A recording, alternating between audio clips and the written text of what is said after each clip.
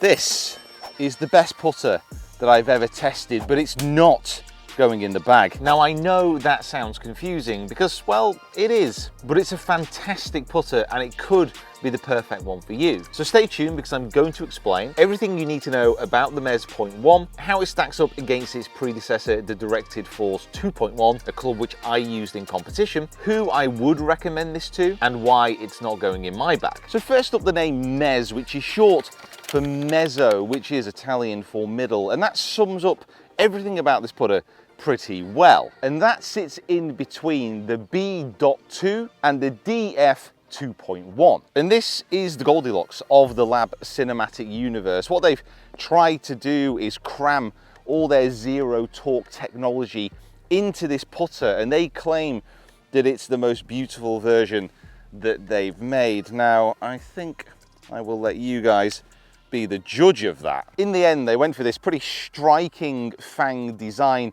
with these metallic rivets. The only problem I found so far is you can't actually scoop your ball up with it. It is quite a striking contrast and a combination of something part gym equipment, part military, part, I don't know, good putter. And it's not something which you would say is beautiful. However, it's condensed down all the technology which was in the Directed Force 2.1 into a much more pleasing package. That has to be said. This is a lot less of an alien spacecraft. Now, when I first did a review of L.A.B putters, which you can find here, we did explain a little bit more about what L.A.B stands for. Now, that's lie angle balanced, and these are all about being a low torque putter. L.A.B say that you can keep this club face on line with the target for longer throughout the stroke than any other putter on the market. One striking feature about these putters is the press grip. Now you can actually see here how the shaft goes into the grip at a slightly strange angle. It's because it encourages the golfer to push their hands ahead of the ball. And again, L.A.B say this will restrict unnecessary movement throughout the stroke. So what this adds up to is a putter which is crammed full of technology aimed at helping golfers hole more putts, but it's also at the heart of everything that's right and wrong about this putter, which we will get onto shortly. Behind the ball, I like a few things about this. The way the alignment aid comes straight out of the shaft, it does work. It allows me to line up relatively easy. It's quite blocky behind the ball. You know, that's something which I'm not going to get away from. But the feeling when I hit it is quite clicky, is probably the best way of describing it. It's not bad, it's not good, it just feels quite solid, but not like it's just going to run off and scamper away like a startled rabbit. Now, I have been testing this putter for quite some time as well. I think I first tested this in Dubai about 2 months ago. And off toe and off heel strikes, it doesn't feel quite as stable as the Directed Force 2.1. That putter is just massive. It allows a little bit more resistance to twisting at impact and a little bit more forgiveness. This has, and it feels like there is a little bit more deflection. However, it still does a pretty good job at those forgiving putts off the toe and the heel. But there's no sugarcoating it. This type of performance comes at a cost. The standard version of the Mezz is going to be setting you back $449.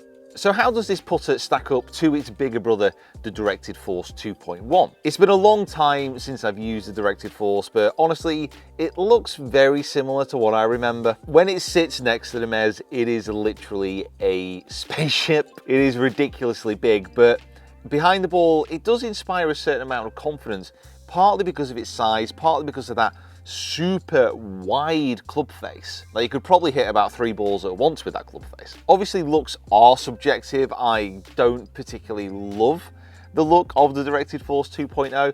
It is very much a relationship that would be based on performance rather than love at first sight. It is an anvil behind the ball, and if that is an issue for you, then yeah, it's kind of pointless getting the Directed Force. So there is that huge difference in looks. I would say performance-wise, the Directed Force off the toe and off the heel actually feels a little bit more stable simply because of the size. I have to say, feel-wise, I think the mezz definitely is better than the directed force. The directed force, because of the construction, because of the aluminium, it does feel very, very pingy. It does feel like it just takes off super fast. Whereas the mezz feels a little bit more solid, a little bit more traditional. The directed force comes in at $50 less than the mezz. That has to be considered. So if you can't get over those looks, the directed force is cheaper, does the same job, but those looks are very different. So I've already hinted that this putter will not be going in the bag, but would I recommend this putter to anybody else? I mean, this putter actually has a little bit of tour pedigree. Adam Scott, Charles Schwartzel